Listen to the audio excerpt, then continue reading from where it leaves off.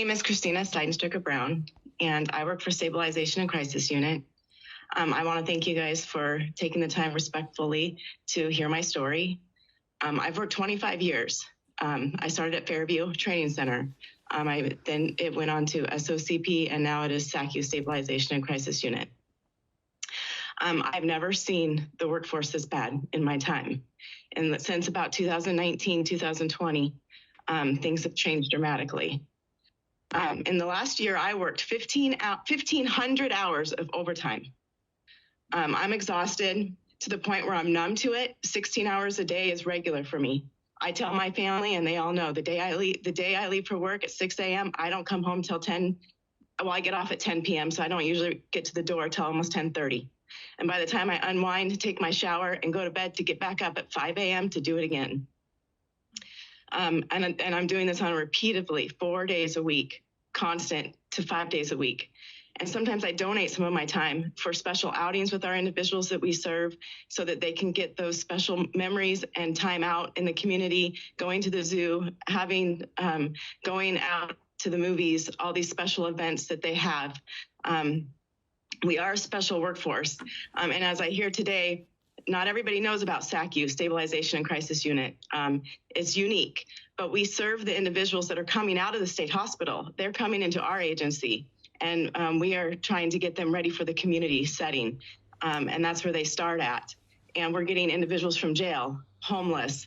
We're getting children that have been bounced around from foster care to foster care, that have been traumatically abused throughout their lifetime. And so our line of work in dealing with the behaviors that we have to deal with on a regular basis is demanding, and it's tiresome, and it takes a mental toll on you and a physical. We have to use OIS. It's an organ intervention system. It's least to most restrictive, but it's a PPI, and it's a physical intervention to prevent them from hurting themselves or hurting the staff or hurting their peers. And this is a regular occurrence that happens. This isn't just something that happens once a month. This happens on a daily to day basis. I love my job and the people I serve, but the challenges are demanding. Every day working 16 hours. It's not okay. I have 2 young boys at home and a husband that they feel my pain, and they see that I can't attend their games. I can't be there for the conversations at the dinner table at night. I can't be there for conferences. I can't be there for certain doctor's appointments. And my husband has a job as well. And he takes on a lot of that responsibility for me because he's capable of doing that with his line of work. But it is tiresome for him to do that too, all alone. And the risk of my health is I'm getting tired. I'm getting to where it's been very challenging. My days off, I spend sleeping half the time because I'm so tired and just drained from the work that I do. But I also see the sadness in my children's faces and the tears in their eyes when I can't make their events and when I can't be there for them. And I have to tell them that over and over and over again. I have not seen one of my son's basketball games so far this season.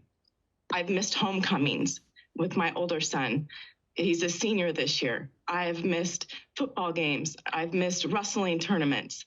It's getting to be where I call out sometimes just so I can be there for my children, just so I can see them. And then that makes them short too. And I don't want to do that. So it's really hard for me to weigh that my work, my team at work that I don't want to disappoint, I want to be there for, and the individuals that I serve that I want to be there for, but my family I want to be there for also.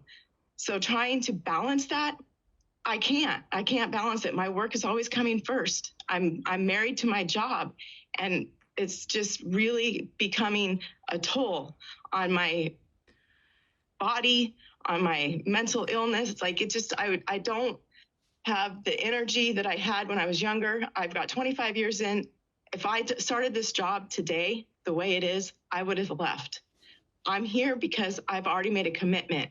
I've got my time in, and I don't want to destroy that. That's why I'm here. And I do love serving the individuals that I care for. I thank you respectively for hearing my story. Please pass Bill 631 and let's take the mandates off our children's back. Okay, thank you so much.